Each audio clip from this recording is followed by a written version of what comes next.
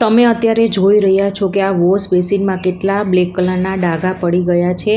ભૂલથી આપણે એસિડ ક્યારેક નખાઈ જવાના કારણે પણ આવા ડાઘા પડી જતા હોય છે। તો ગંદામાં ગંદી વોશ બેસિન હોય તો તેને ફક્ત આપણે 10 જ મિનિટમાં સાફ કરીશું। તો ચાલો ફટાફટ જોઈ લઈએ તેના ઉપાય। અને મિત્રો, આ વિડીયો જોયા બાદ જિદ્દીમાં જિદ્દી ડાઘ હશે ને એ પણ ફક્ત 10 જ મિનિટમાં સાફ થઈ જશે। તો તેના માટે આપણે છે ને કોઈ પણ કંપનીનો તમારી પાસે ઘરમાં જે પણ અવેલેબલ હોય તેવો પિતાંબરીનો આપણે આ રીતનો એક પેકેટ લેશું અને તેમાંથી 1 ચમચી જેટલો જ આપણે પિતાંબરીનો પાવડર લેશું। આપણે જે કંઈ પિત્તળના વાસણો માટે આ પાવડરનો ઉપયોગ થતો હોય છે તો આપણે અત્યારે 1 ચમચી લીધેલો છે અને તેની સાથે સાથે છે ને અહીંયા અડધું ફાડું એટલે કે અડધા આપણે લીંબુના રસનો આપણે ઉપયોગ કરીશું। તો ફ્રેન્ડ્સ, આ રીતના આપણે બધી સાઈડ લીંબુનો રસ આપણે કાઢી લઈએ અને હવે આજે આપણે પાવડર નાખ્યો છે તેના ઉપર આ રીતના બધી સાઈડ લીંબુને ફેરવતા જઈને બધી સાઈડ પાવડર અને લીંબુનો રસ બધી સાઈડથી એકસાથે એક રસ થઈ જાય ને એ રીતના આપણે કરીશું।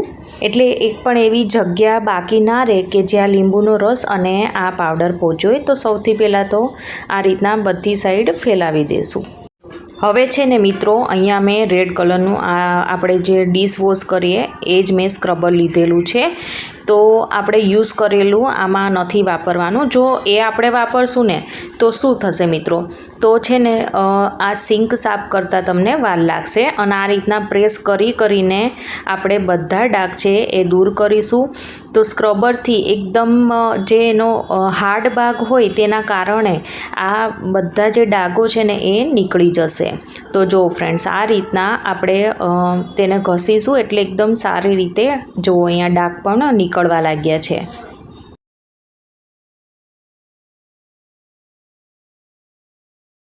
હવે છે ને જાળી કાઢી અંદરથી પણ તેની ગંદકી આ રીતના આપણે સાફ કરી લઈએ અને જાળીને પણ બરાબર આપણે સાફ કરી લેશું।